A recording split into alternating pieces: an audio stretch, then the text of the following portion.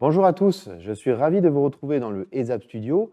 J'ai avec moi le dernier né de la famille Rebelle, le Rebelle 205 ACDC.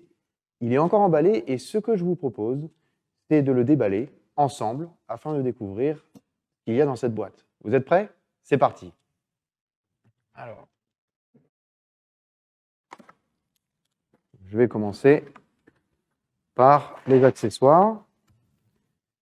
Alors, nous avons la torche TIG en 4 mètres, la pince de masse, un porte-électrode,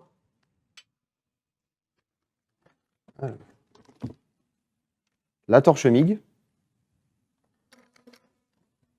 et nous avons également des consommables, donc des galets, des tubes contact, une jauge d'épaisseur pour la torche MIG et des consommables pour la torche TIG, avec des tungstènes, des capuchons, etc.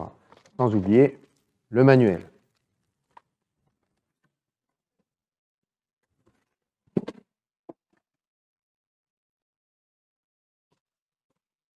Et voici le Rebelle.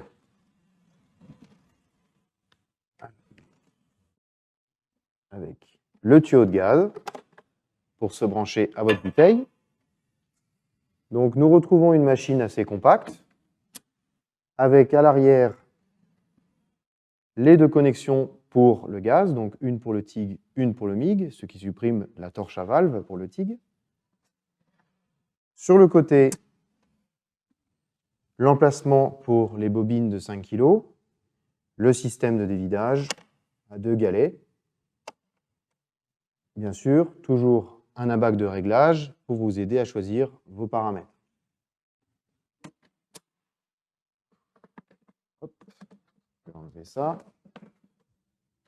Et en façade avant, rien n'a changé, on a toujours notre pupitre avec les connexions pour la torche TIG, le raccord euro et le câble de changement de polarité. Pour la suite, c'est par ici que ça se passe. Nous retrouvons notre menu d'accueil avec nos différents procédés de soudage. Je vais retirer le film plastique. Je ne vais pas rentrer dans les détails des différents modes. Je vous invite à regarder la vidéo sur le Rebelle 320 dans laquelle j'explique vraiment la manière d'utiliser le SMIG, le fil fourré, etc. Ici, ce qui nous intéresse, ce sont les modes TIG DC et TIG AC. Nous allons commencer par le TIG DC.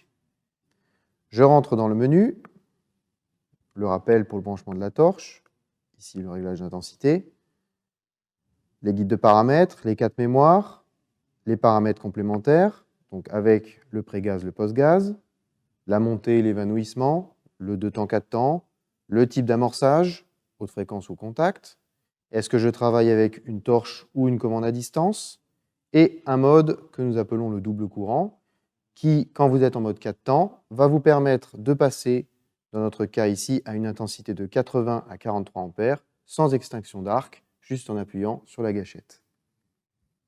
Je retourne au mode pulsé, je vais l'activer. Je vais maintenant avoir mes fréquences de pulsation qui s'affichent. Le courant froid, entre guillemets, que nous pouvons régler en pourcentage par rapport au courant chaud. Et le temps de la pulsation du courant chaud, qui lui se règle cette fois-ci par rapport à la fréquence que vous avez rentrée à la base. Le mode pulsé, pour rappel, est très efficace pour les fines épaisseurs. Passons maintenant au mode alternatif. Je sélectionne le menu AC. Je retrouve ici mon intensité de soudage, ma balance pour gérer ma pénétration ou mon décapage, les guides de paramètres, les mémoires et les paramètres complémentaires avec le pré-gaz, le post-gaz, la montée et l'évanouissement, le mode offset ou décalage qui va vous permettre d'affiner encore plus vos réglages sans toucher à votre balance. Par exemple, vous pouvez augmenter votre décapage ou votre pénétration. Votre fréquence de soudage jusqu'à 400 Hz, le 2 temps 4 temps, la mise en place de la commande à distance et le double courant dont nous avons déjà parlé dans le mode TIG DC.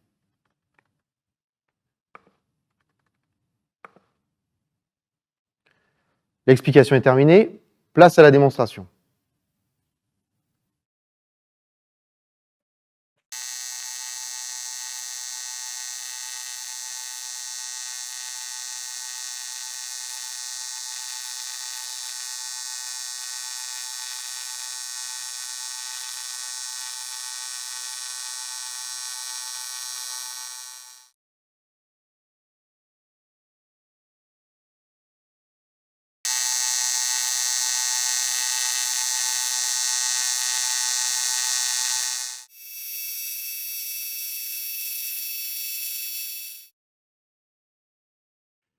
Et bien voilà, nous arrivons au terme de cette vidéo. J'espère qu'elle vous aura plu et qu'elle aura répondu à vos questions.